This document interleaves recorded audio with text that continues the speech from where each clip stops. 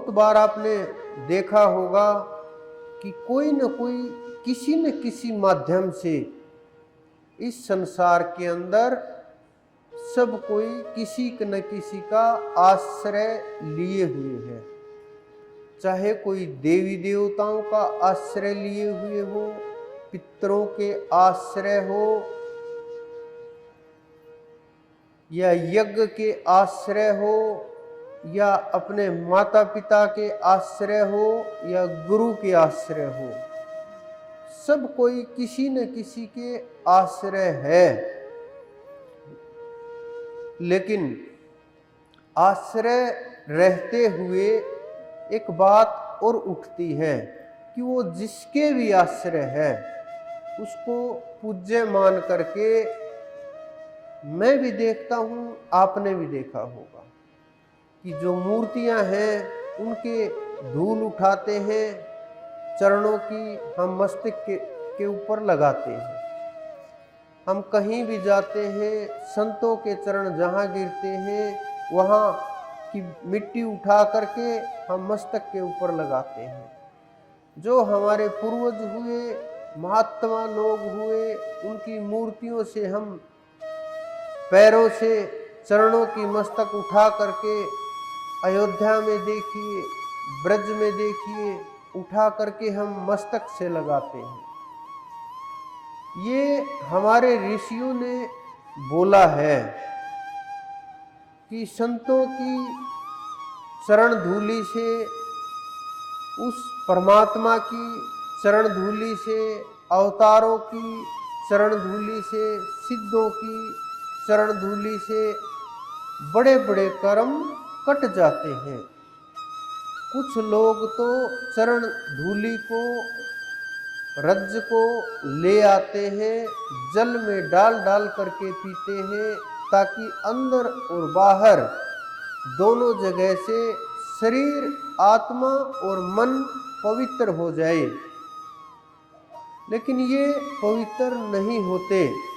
हमारे ऋषि मुनियों ने बिल्कुल सही बोला है कि चरण धूलि से सब कुछ कर्म कट जाते हैं। दुख और ताप, तीनों प्रकार के ताप दूर हो जाते हैं, दुविधा मिट जाती है। अगर ये हमारा नहीं हुआ तो साधको क्या कारण रहा कि जब वो कह के गए और जीवों का नहीं हो रहा। करोड़ों करोड़ जीव इसी राह के ऊपर चलते हैं, इसी रिवाज को निभाते हैं, लेकिन कुछ भी ना विपत्ति दूर हुई, ना दुविधा दूर हुई, ना कष्ट कम हुए, ना कष्ट दूर हुए। ये बड़े गहरे राज की बातें हैं।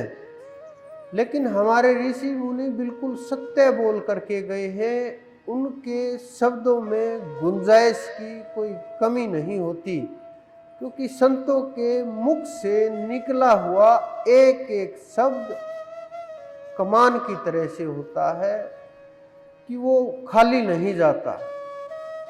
वो बिल्कुल निश्चित तौर के ऊपर सोच समझ करके, देख के, अनुभव करके, तोल करके तब बोलते हैं।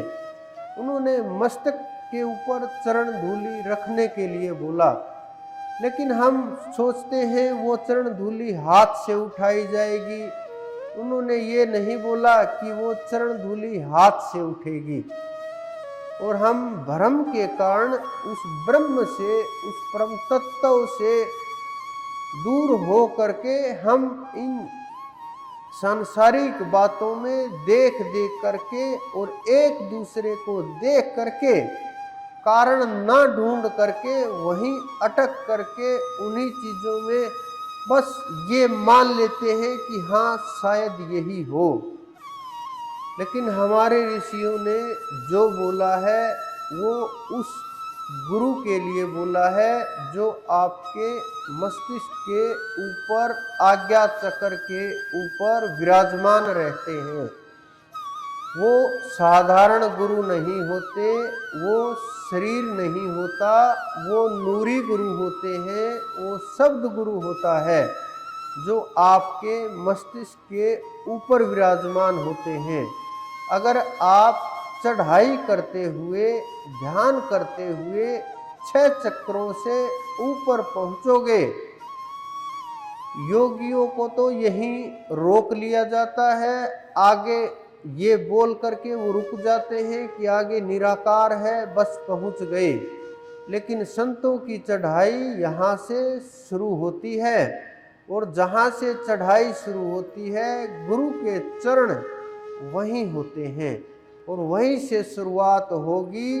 जब आप वहाँ पहुँचोगे तो तीनों ताप मिट जाएंगे, संताप मिट जाएंगे, दुविधा मिट जाएगी, और तीनों गुण भी नीचे रह जाएंगे।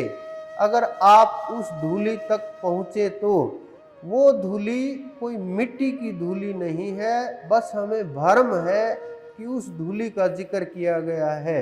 वो धूली नूर की धूली है, वो धूली प्रकाश की धूली है, तेज की धूली है। वो स्थान परम तत्व का रास्ता है। अगर आप वहाँ तक पहुँचे तो आपकी मुक्ति निश्चित हो जाएगी। लोग खोजते हैं गुरुओं को, हम खोजते हैं ऐसे लोगों को जिनको परमात्मा की आवश्यकता होती है। हम ढूंढते रहते हैं कि कोई जीव ऐसा मिले जिसको परमात्मा की आवश्यकता हो, चाहे उसने शरीर किसी भी रूप में ले रखा हो, किसी भी प्रकार का शरीर हो, बस अंदर में परमात्मा की तड़प हो। ये केवल मैं नहीं ढूंढता, संत सब इसी प्रकार से उन्हीं लोगों को, उन्हीं जीवों को तलाश करते रहते हैं जिनको तृप्त किया जा सके, जिनको जगाया जा सके, जिनको उस परम तत्व के मार्ग पर चलाया जा सके। ऐसे लोग बड़े कठिन मिलते हैं संसार में।